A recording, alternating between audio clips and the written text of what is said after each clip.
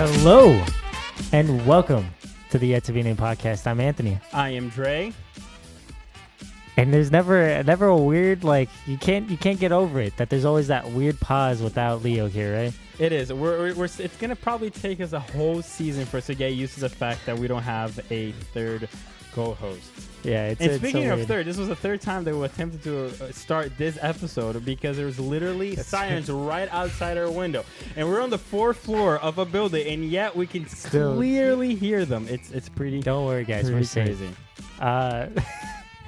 Anyways, third time's a charm. Yes, it's going to be a good one. It is a good one. It's going to be really good. So our guest today, we're excited and happy that he's here. So he grew up in the Boston area, and he went to Revere High School. So if you know that, you know, hey, what's up? Shout out to all the Reverians. Reverians. He went to Fitchburg State University, and he got a bachelor's in science. And he's married. He loves to do a lot of things. He wants to be an entrepreneur. Jerome. Hey, how you guys doing? We're doing well. Welcome to the Yet to Be Named podcast. Thank you for having me.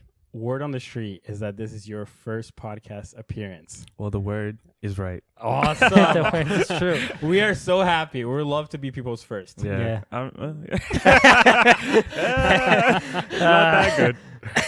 But a part of your bio was that you also like to save. What would you make? Yeah. Why do you put that on your bio? I think it's important because that's a big part of me right now. Yeah. What I do to save money is like the way I live my life. Okay. If that makes sense. Right. So Yeah. right now I'm broke, but am I really broke? And that's what I like to keep people on the edge with. Yeah. You know? Yeah. But that's awesome though that it's something that it's so important to you that you would put it on your bio. It's not something that a lot of people would say, oh yeah, I like to save. Yeah. So that's a lot of respect. I love saving. Love saving money when Most you don't people are have like, money. I love spending money Yeah. or working my ass off. And I'm then a just consumer. spending it. I need to consume. I know it's pretty crazy. Yeah. But Jerome, I want to get right into it. We have a lot of things that we want to talk about. But the first question that I want to get right out of the way. What is purpose? Purpose. Purpose for me right now, I would say it's what drives you to be you, what drives you to live out your life, what drives you to actually know where to go, what to do. It just steers your life, you know? And I think purpose is like a huge thing a lot of people should just dive into. That's awesome. But right now, for you, what is driving you in this current moment of your life? No, sorry. So like right now, I would say my family. Okay. Family's such a big thing for me. Like, I grew up with sisters, and I just not recently, but recently we adopted my brother. Wow. So I have a big family, and we're very oriented to be together all the time. Like, I live away, but I'm never really away. Like, I'm 5 minutes away from my mother's house. I always stop by. Like the other night, my wife had to come get me at my mother's house. Really? Yeah, she was like, "I gotta take my husband," and I was like, "I'm out I guess here, I gotta go home, Mom. It's fun though. It's good. Yeah, that's really what drives me, because that my purpose really is to serve them, just because they served me. And that foundation is really what drove me to be who I am. So Yeah. wouldn't be anything without them. That's true. Nice. That is true. How many siblings do you have? So right now, because I'm counting. Oh no, I'm joking. Probably 7. 7? Wow. 7 siblings. No, That's actually, it's a lot. I lied. Okay, go for it. Is I have it more or 7 less? people in my family. Okay. I have 4 other brothers and sisters. 4 other brothers and Yeah. sisters. Sorry Okay. about that. And where yeah. do you fall in the rank of siblings? I'm the last. Oh no, I'm sorry. Where am I? I got a little brother. It's me, then my sister, and then I got 2 older sisters. So let's you're say second to last. Yeah, kinda, I was like, I don't know what. technically. I don't, Yeah, In no, yeah. the younger Simple half, math was in the heavy. younger half of stuff.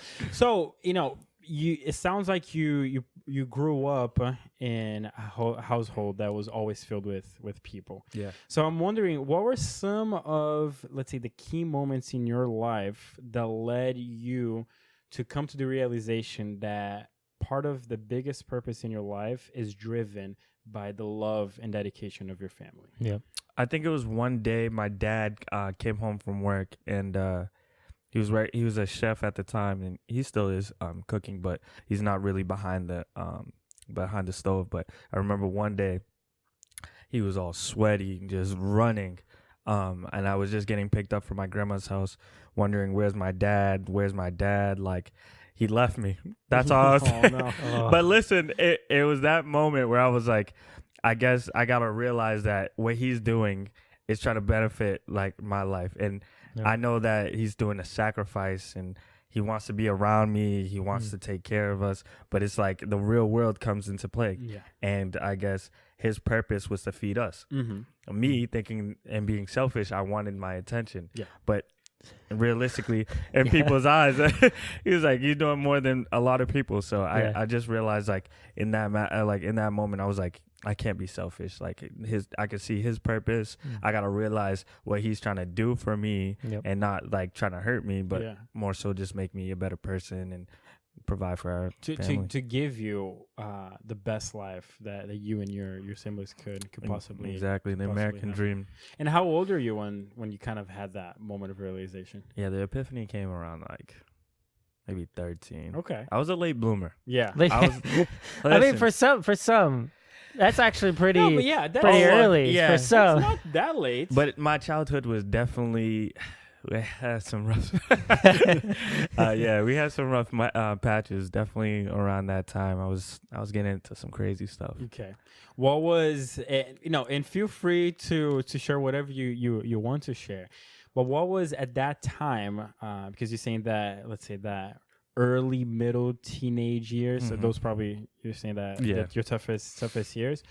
What was one of the hardest lessons for you to kind of learn and understand in those years? In school, like, when you want to be a class clown and you want to get the girls. Yeah, sure. You want to be cool. Sure, yeah. You want to, you know what I mean? And I just didn't know the balance between being cool, putting in effort at school, making sure I stayed away from what was around me, my surroundings, and it was a whole lot of things just coming at me at once. And not to say that other people don't get it, because I feel like everybody gets a little bit of pressure when they're at that age. Oh, absolutely. But it's it's how you deal with it, and it's like it is what it is, So I really felt like the cards that I was dealt with, I can't complain about them, but. Yeah, you really can't. But you know what I'm saying? So it was definitely a tough couple of years for me. And during those tough years, which family member would you say that played the most important role in kind of helping guide you through those, let's say, those rough waters? Yeah, definitely my mother. I love my mother to death. Like I was talking before, I go see her right now. Yeah. But more so, like, it's just the fact that, like, I remember I disappointed her over and over. I was getting suspended. I won't tell you why, but I'll tell you. I'll tell you why. So there used to be this teacher that I like had a crush on. Didn't know how to express myself in a mature way. Did immature things. Oh man! And I was getting suspended every other for that. Yes, like in that same vicinity, or like just having like a bad relationship. And it was tough. How old is this teacher? She was a young one. I remember. she was a young one. She was definitely in her 20s, but it was just more so like.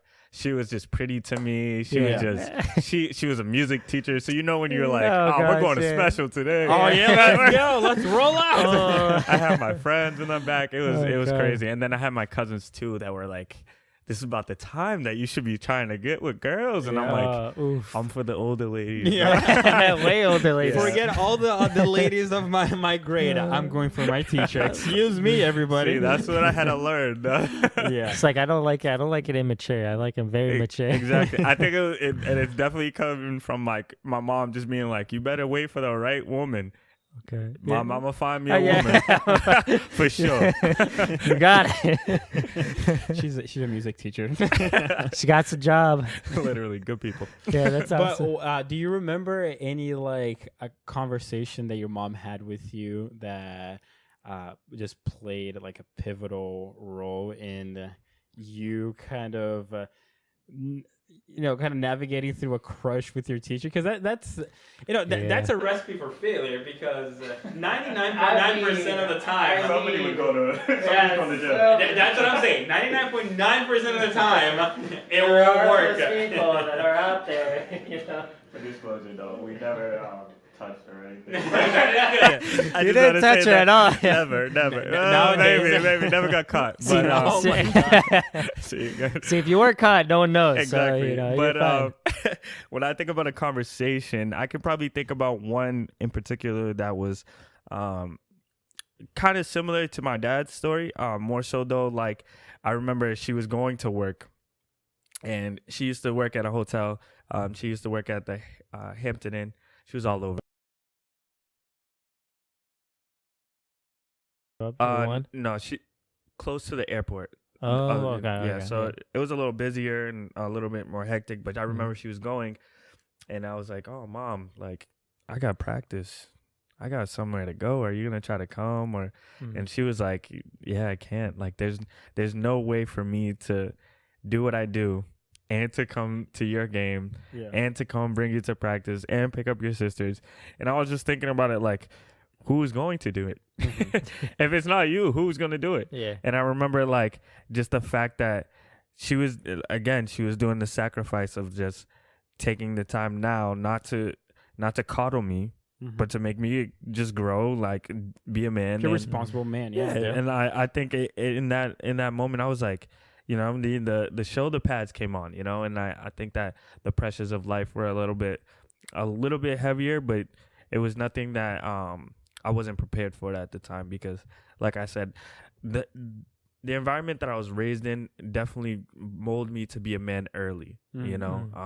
And I know a lot of you can speak on that too, like, you know, people around us feeling that as little boys we should be men before we should, and then we think in our head we should be men before we should. And it's just a cycle. And I think when she showed me that that cycle's flawed if you're not ready for it, it just was like, let's go.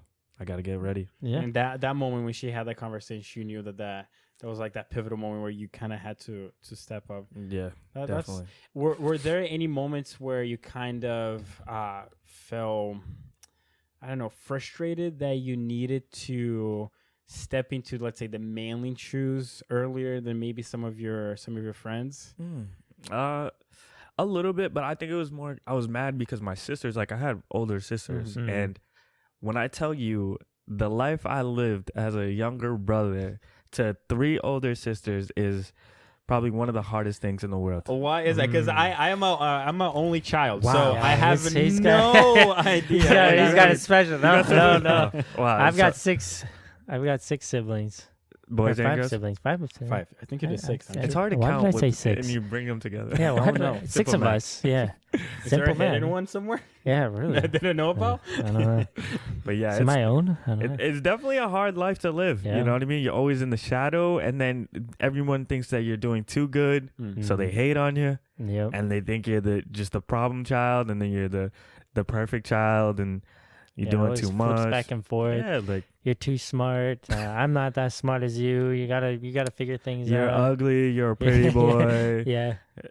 I So had it all. sounds like you couldn't really rely too much on, I guess, other people to tell you who you were. You kind of had to figure out yourself. Yeah, and I definitely used their bad influences and their wrongdoings and their mistakes to help me, you know? And I think that was a big thing for me because at that time, my cousins were all getting into the crazy, they were getting into the streets.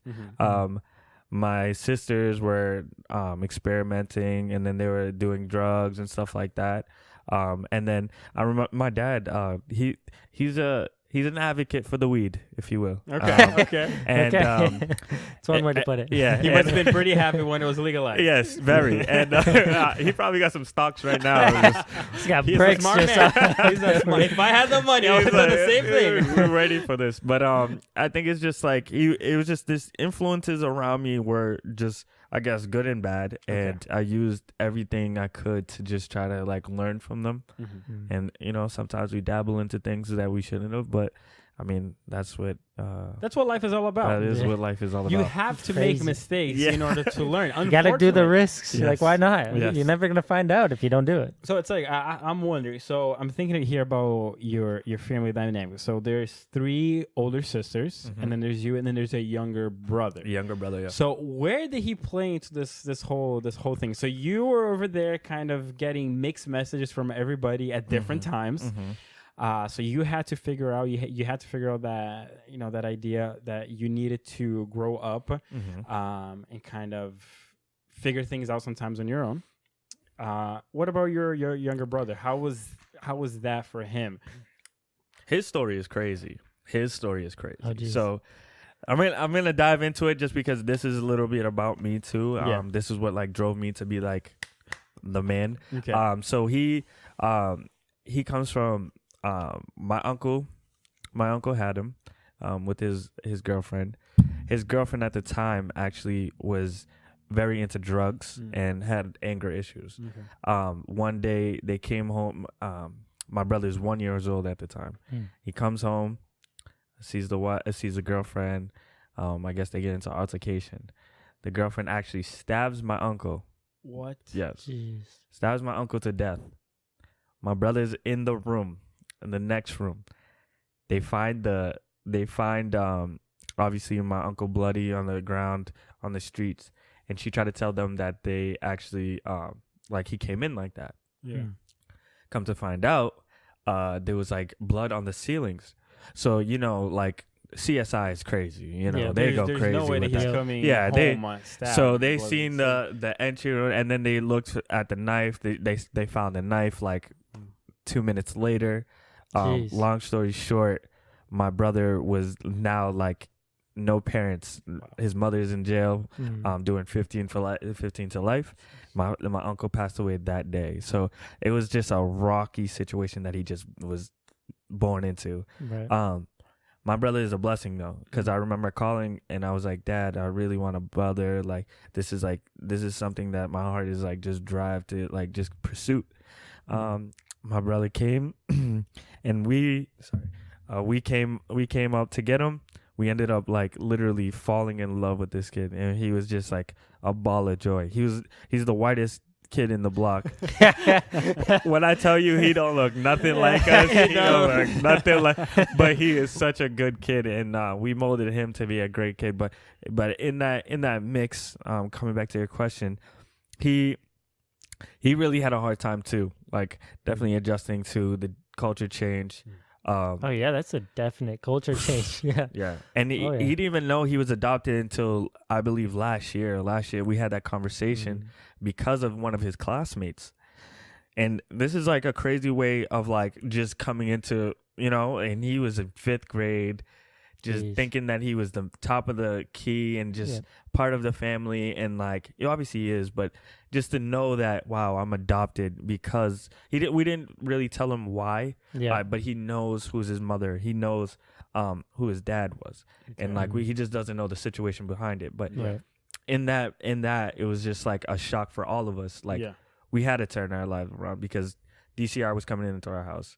We had to turn our life around, because we held ourselves accountable for him, you know, and he was so holy. He was, you know, the purest of the pure. The innocent child. Exactly. So we try to do our best to just keep him keep them bright. We raised them well, but I just think that this is the time where I'm pushing him away, just letting him do his own thing. Yeah. He's a 6th grader now, and Oh wow. yeah, he just came 11 through. years old. Came through and he was like, "Yeah, I got a girlfriend. Oh, what? Da, da, da, got a F." I'm like, Get out of here. but you see, I can't even say anything.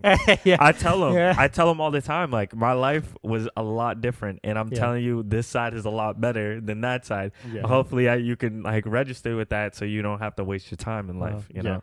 And I think that's where I'm just like honing in right now, but I'm letting them be a free bird for right now. You know? Yeah, I'm not you have awesome. to give that space for them to figure things out. Yeah. But that's awesome. It makes understanding a little bit of like your story and the things that you and your family went through. It makes sense why today, you can say here and say, one of the driving factors in my life is my family, which is awesome, because unfortunately nowadays that's not the case for a lot of people. Yeah. Whether they were brought up in, let's say, quote unquote bad families or good families, there's a lot of people that just walk away from their families like, no, Exactly. I don't care anymore. I'm just gonna do my own thing. Yeah, forgiveness. Which It's is hard. I can, yeah.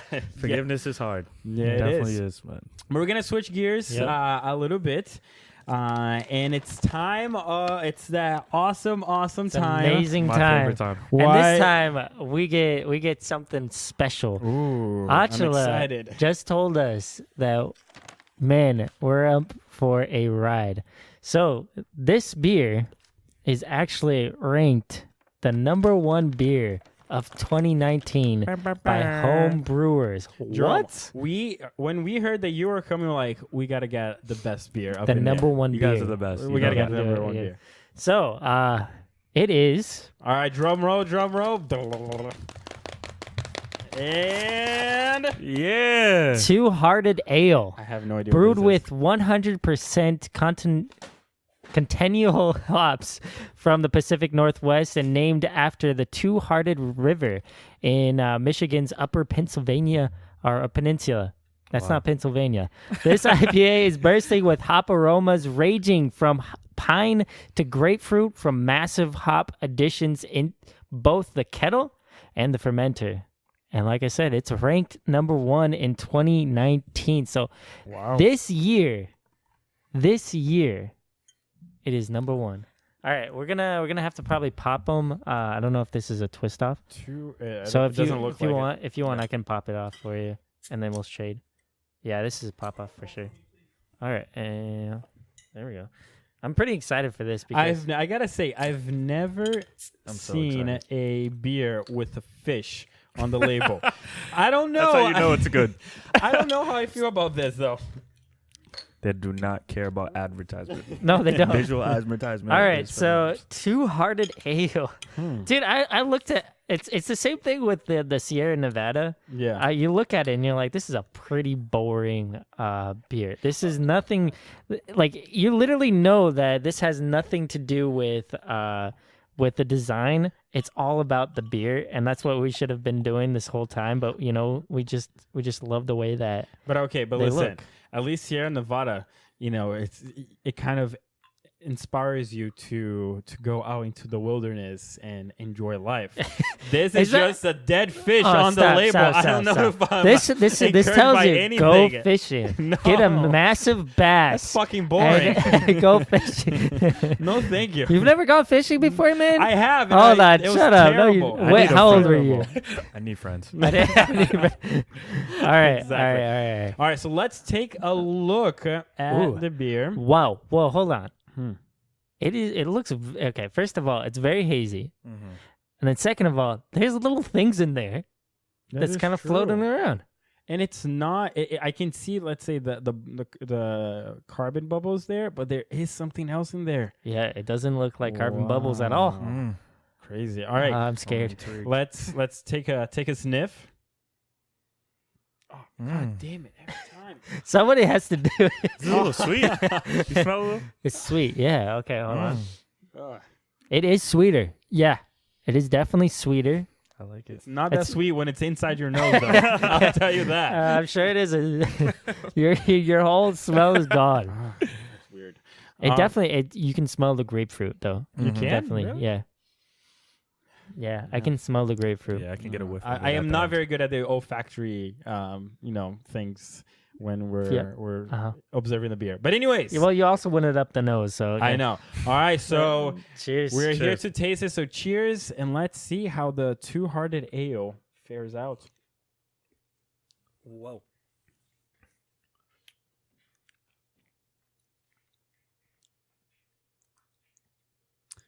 For all the audio listeners, we're still tasting it and kind of processing what this means. It's hard. It's hard. Cue in the elevator music.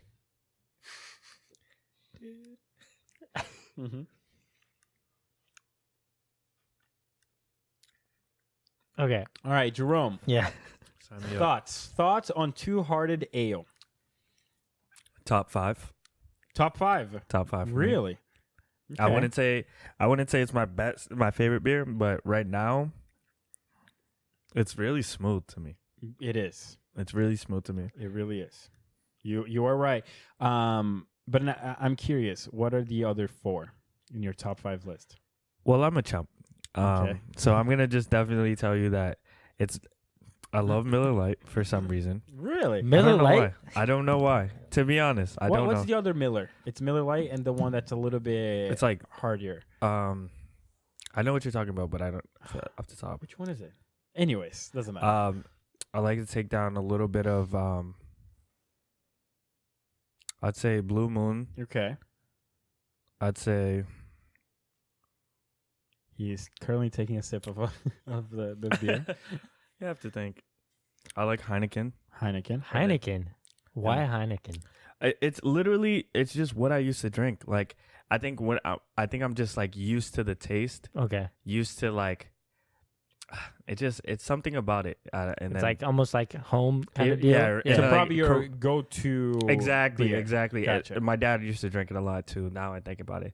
But Coronas definitely bring me back to like a summertime. Okay. So that's why it's like one of my top 5. So you like the lighter beers. Definitely. Okay. Definitely. Well, so for this to go into your top 5, I know, I was like, that whoa. means because the ales are usually a little bit more bitter, a little bit. Yeah, this is Oh man, this is an a lot IPA of, too. It's really bringing out a lot of stuff here.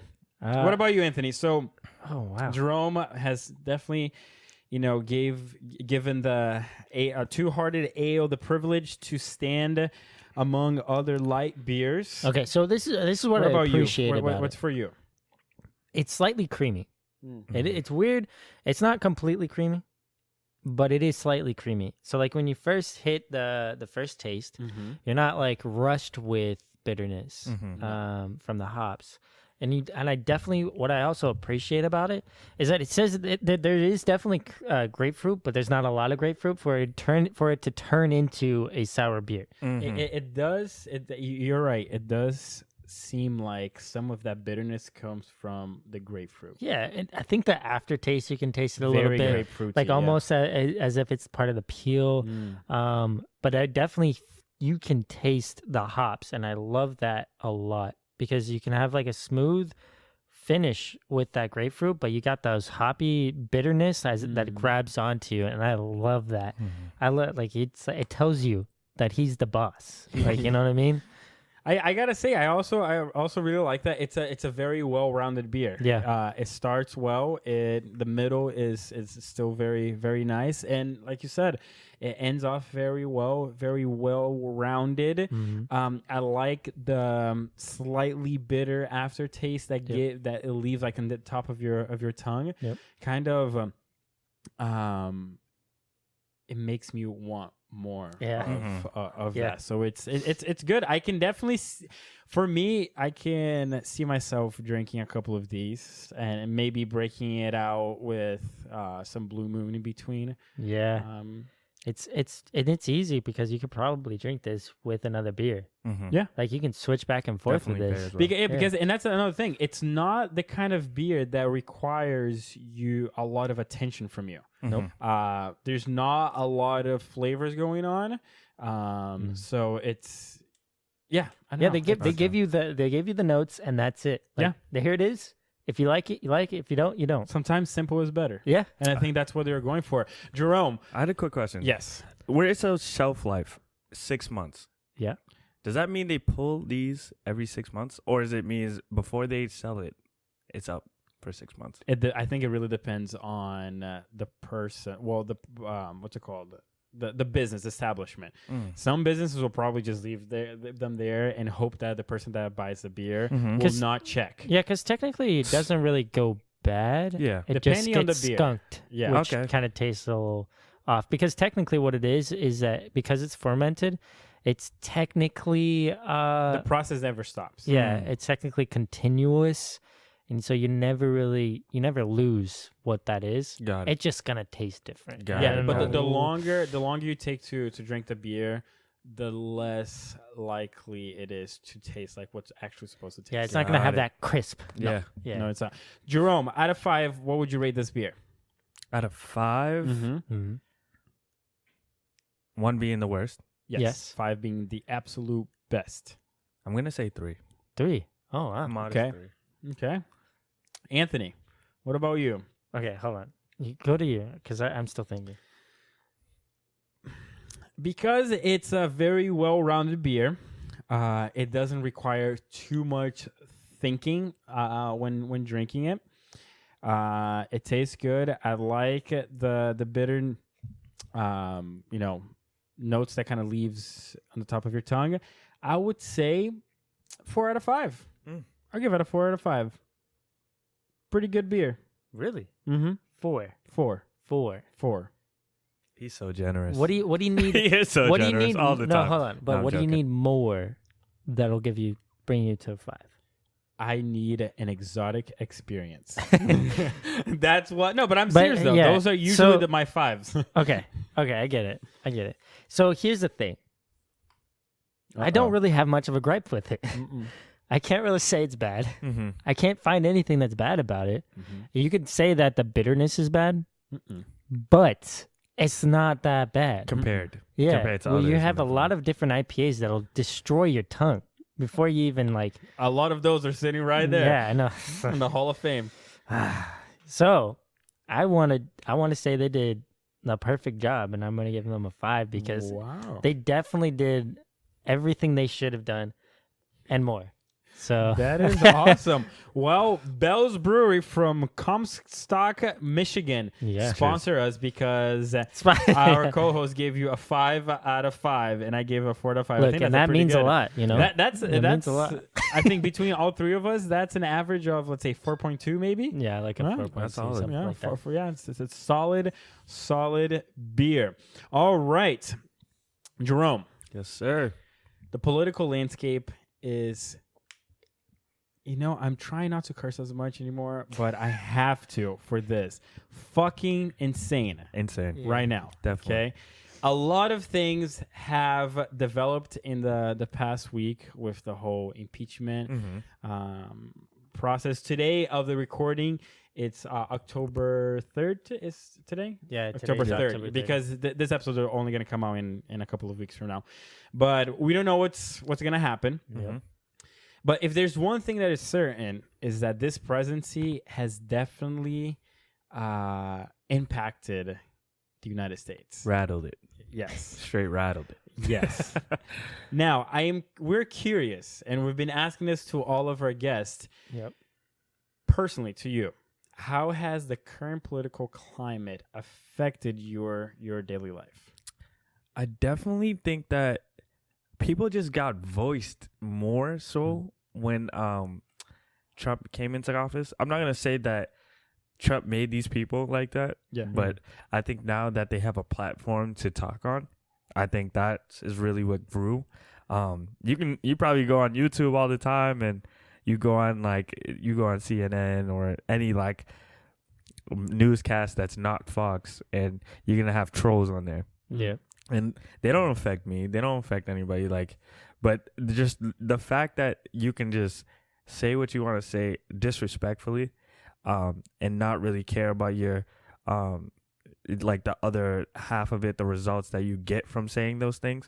I think that's just so disrespectful. Like there was one incident where I know that I can't judge a book by its cover, but Right. when I see like the Trump 2020 or the Trump 2016. Okay. It does something to me, you know. It does. It definitely does something to me, and I speak on it just because I know a lot of people that do, you know. And for people that are like foreigners, people on visas, people that are not citizens. Sure. It just the climate has just stricken all of us, and I think that because I'm a person that thinks that color doesn't just run just because I'm black, you know, color is color, and culture is culture, and I think that if I can group all of us in together, I like to think that like we're trying to like build on each other, build on the things that people have taken from us, put bad names on us, and try to like just characterize us as bad people. Yeah. I think that's just silly, and I think that's what molds me to be better. You know what I mean? Because I'm not no average black person. Okay. But What's that supposed to mean? Exactly. But you see how like the stereotypical Is there black an average person, black person? Yeah, no. I think of like when I think of an average black person, I think of Denzel before he became an actor. Okay. I don't know Denzel before he became an actor. I know, me either. But it's just you just know he was just an average person that nobody really knew. Yeah. And he probably took Just doing care. his thing. He just probably paid his bills and put his Grinding head every down. day, You know what I mean? Nobody really bothered him. You know what I was thinking though? I don't know if it was him, but I thought he was the one that was like poor, like no job, and he was almost on the streets or something like that, and he went out of his way to get to a role. He wanted to get a role on TV, and he went there and he got the role and like completely changed his life and like flipped it and stuff. I think that's what it was. It probably was. You know what I mean? An average person just goes into Hollywood. And Yeah, exactly. I need it, like, you know, and I think that's like literally a person that like that's what I think. Just an average person that doesn't have the drive. They just don't think that they have the drive, or the resources are not out for them to just win. Yeah, you know, and you're just like, wow, all these things I'm just fighting against, and you know, and not everyone has that same similar like fight that they have to fight every day. You know? Yeah. I definitely understand where you're coming from. There's definitely a lot to unpack there, and we have about 10 minutes, so we're gonna try our best to unpack some of those things. But I think one of the most interesting things that from that answer was hearing when you see that sticker, the bumper sticker, Trump 2020, Trump 2016, a lot of things cross your mind. And I want you to be as honest as you possibly want to be. Mm-hmm. When you see a car driving by, or you drive past one of those yard signs that says Trump, what goes through your mind? Fucking racist. Really? Can I swear on this podcast? Oh, yeah, I mean, I already did. Yeah, fucking racist. But I can't say anything crazy because there's people that I love that support Trump. And I think that's just some whitewash thing that they just continue to tell themselves that he's a good president. Okay. I'm not going to lie. I think that there's nothing good that he's done under his own circumstances. I think everything that he's done well is either pre result of somebody else, whether it's Obama, whether it's somebody else in his campaign or something like that. But nothing he has done, specifically him, with his brain, with his mouth, with his fingers, has done any good but just harm United States and our democracy and all. So what made you come to that conclusion or that assumption that, let's say, maybe the person that supports Trump might be a fucking racist? I hope I don't offend anybody. Oh no! That's what I'm saying. It's like it's your opinion, because I'm trying to understand that process and seeing where you're coming from, because that's where we're interested in. Yeah, I'm the type of person to be like, fuck you, but I love you. Jesus loves you. Yeah, okay. You know. But I think it came from like just me seeing the protest. I think that like I think there's so many things that you could be angry about as a black man, as a minority, and I'm not saying that white people don't have anything to be mad about or anything like that. It's just the fact that the anger that it comes from what I see is just very aggressive anger that's literally envious of other people winning or other people growing or other people just like coming into the country. Like it just the envious like animosity that I think Trump supporters like get motivation from is literally off of like bigotry and being rude to one person or one group of people and like trying to get together and be like, haha, let's bully these people, you know? And I'm not saying all of them are like that, but for some reason, from the things that you have seen, that's what. Have you experienced that yourself, like personally, from like, let's say, Trump supporters, acting like some racist manner towards you? Because you just graduated from college, so it's like 4 years ago you were right. The what's it called? The elections were happening as you were in your freshman year of college. Yep. So I'm sure I'm almost sure that you probably had a lot of debates with people there. Yep. So did you personally experience some of those things that you're talking about when talking to Trump supporters? Kind of. I'm gonna tell you because right now, I would say that like I stay far away from people that are negative to me. I that's foremost. And a lot of people don't really talk to me. I think more people are more afraid of me than I am afraid of them. And I think that like they're probably like, let's just keep it to the trolling on internet. Yeah. Which they are very good at that. Yes, they are. They're that. active. They're very active. Yes. They got time on their hands. But I think that I was in Fitchburg. I was actually the Black Student Union president. Okay. And we used to do this thing where we would talk about things that affected us in the world of like in the environment of like Trump supporters or just things of like you voted for Obama, and stuff like that. Yeah. I think that unpacking what they went through with their like school, with their teachers, with teachers being Trump supporters and just feeling, you know, how like that bumper sticker just it triggers people. I think that like just being I guess belittled. Yeah. Especially on Twitter or something like that, and then other people like retweeting it. I think that's just really hurt my feelings. That on personal note. And other people felt it more even seriously, like right in their face, like you're just go back to your country, you know. And I don't think that term is so weird, you know. What term? Go back to your country. Oh, okay. That term is so weird. Like, if we told every white person to go back to their country, they would be going back to Europe. Yeah. And it doesn't make sense that you would say it's a one and not the other, because you could say Native Americans have been here longer than anybody. Sure. So like, there's just different perspectives that people, I guess, just like throw out the window, you know, and just say this is my way and this is the best way to do it. And I think that's what affected me in college. Like, gotcha. I was like, I can't deal with these people. No, I'm not saying these people, but these people. So being you said the black student union president, what is your take on black people that support Trump? Yeah, I met a couple. I have nothing. Again, I say fuck you, I love you, Jesus love you. Yeah. And I say that with respect because of the fact that I think black people that vote for Trump or are Trump supporters are a little blind-eyed. And I mean that when a person just can disrespect one group of people, and I think that if you're able to just think that is okay and try to like blind it out by polls or great economy phrases or unemployment stats. Sure.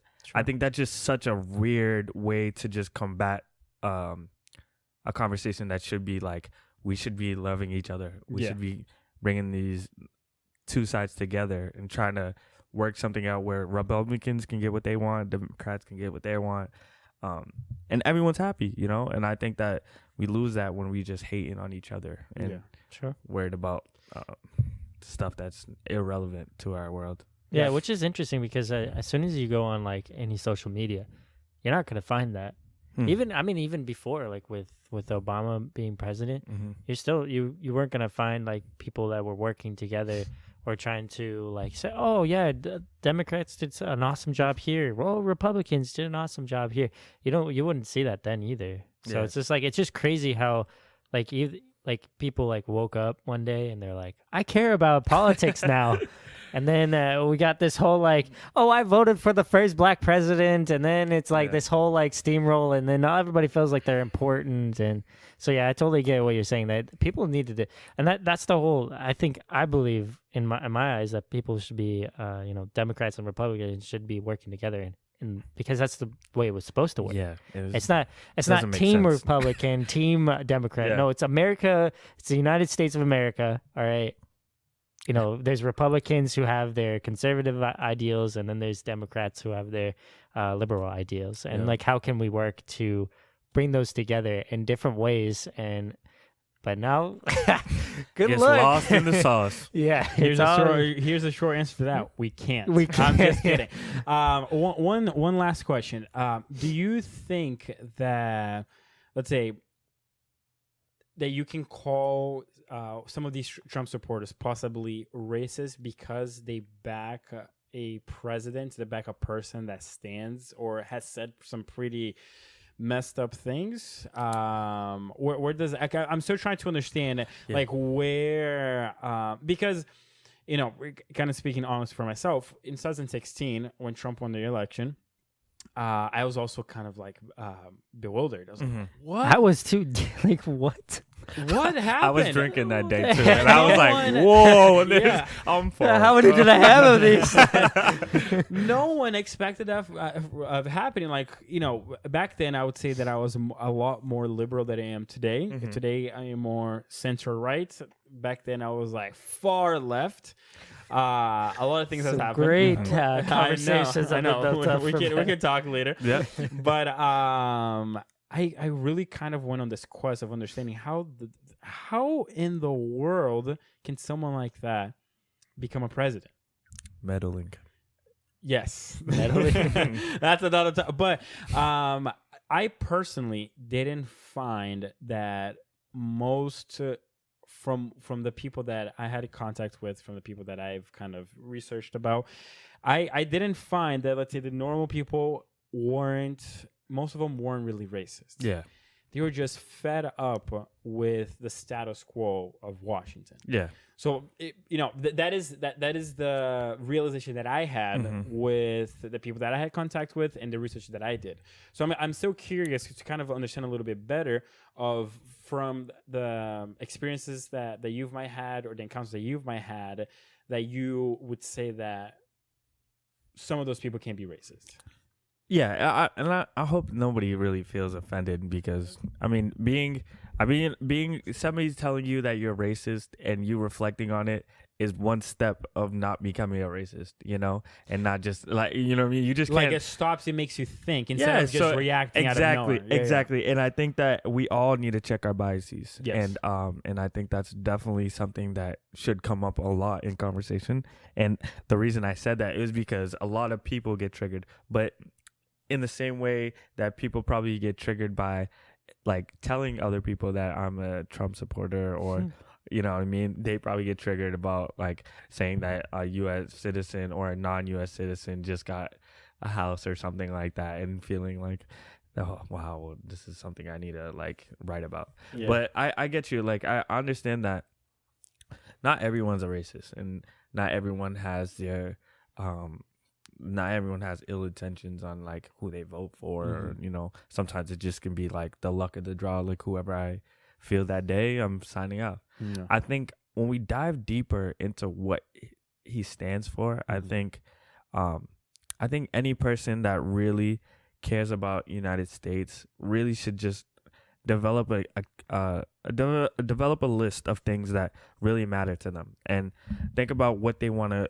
have their kids learn, or their nephews or nieces learn. And I think that developing a list of things that are really important to you you'll realize what things that this president has done, this president has not done, and the things that the things that like his base wants you to really think that's going on and what really is going on, I think that's when you like realize like, all right, this doesn't check off. This doesn't check off. This doesn't check off. And then it comes back to the conversation of like, what are you really in for? Are you really in for just because it's a white guy that says he's a businessman, that says he made billions of dollars, that said he, was good to his wife, that said he loved his kids?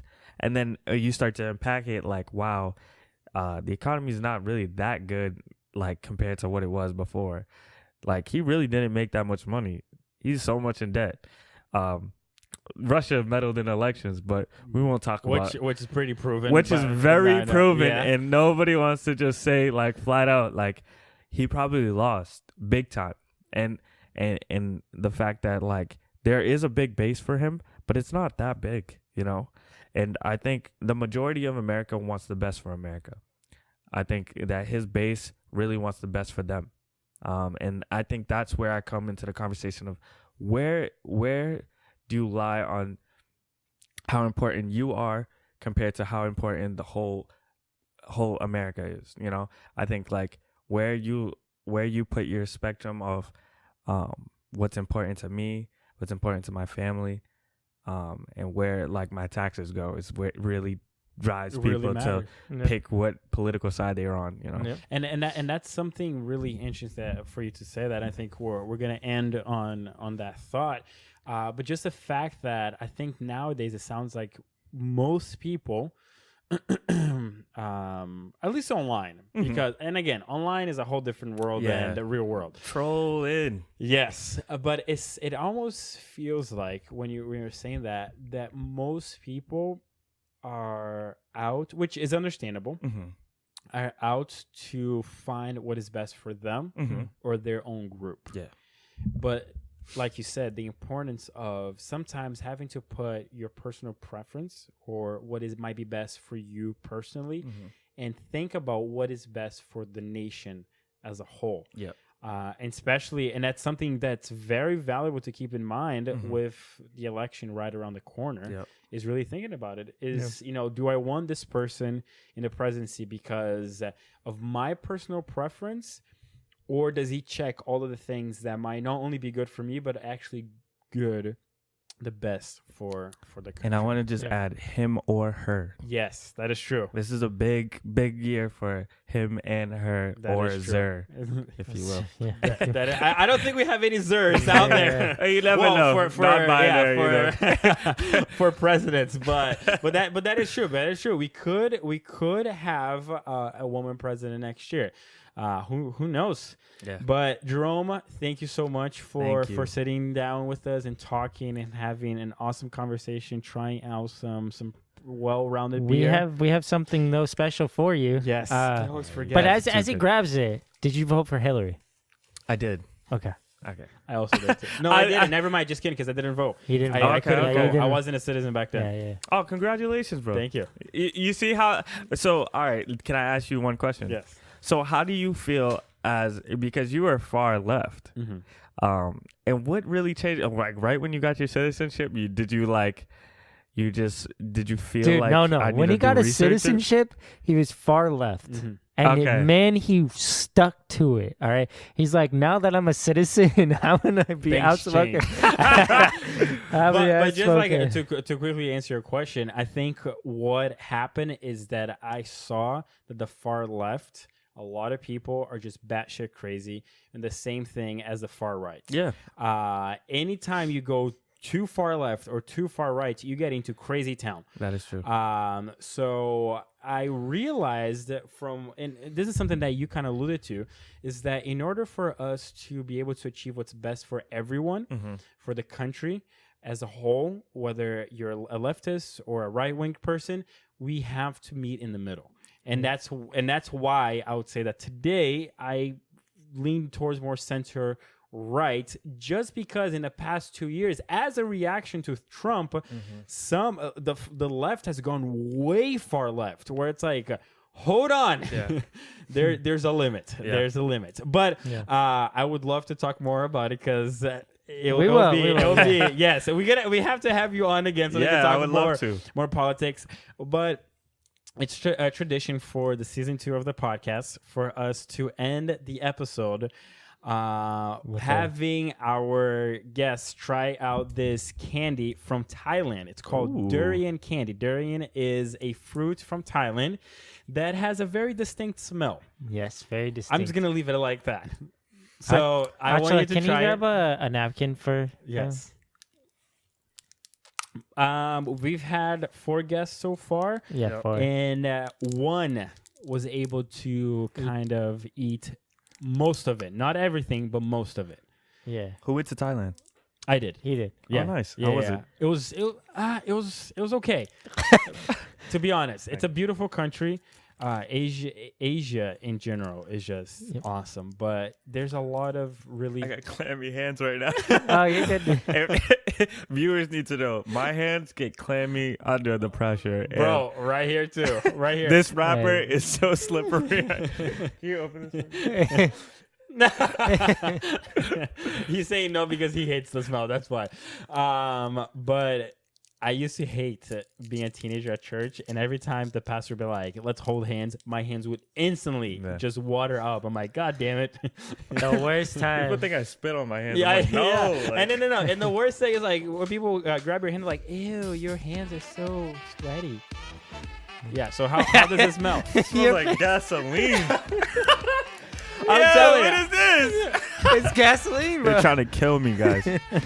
I'm telling you, poison. I am going to get a kick-ass psychologist to psychoanalyze all of our guests because everyone so far has said something completely different. Yeah. It is insane. It's like it goes back into their childhood, like No, reaching to I'm wondering trauma. if It's this like candy, gasoline. That's my Yeah, trauma. I'm wondering if this candy has some like psychopathic abilities. It's like as soon as you smell it, it's just like. Boom. Yeah, your worst fears come out.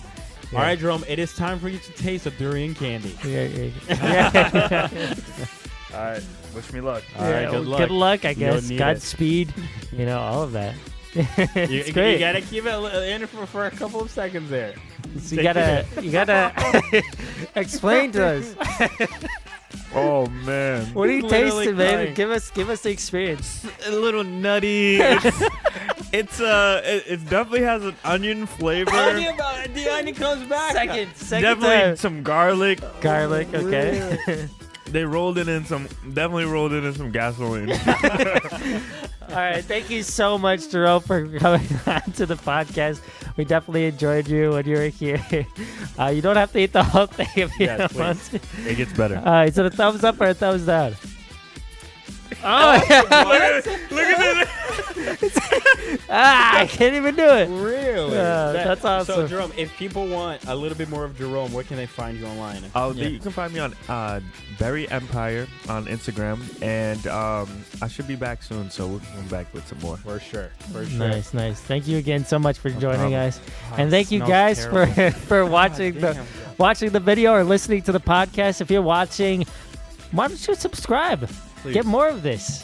Hit that like button if you like what you see. It lets us know we're doing a good job. And also, if you want to be more part of the conversation, you want to answer any of the questions that we have asked, whether it be in this episode or any other episodes, just please give us a comment. Let us know what you think. If you're watching, also we are also on Spotify, Google Play, and Apple Podcasts. Yes, You always Thank say you. Apple Music Podcast. I know Apple Music Podcast. It's Apple Podcast. know. Whatever it is, it's without. Let's be honest, nobody listens on And that. if you're just listening, we're also on YouTube. So come over, check us out, see the visuals. Again, thank you guys so much for watching. We'll see you later. Peace. Hey.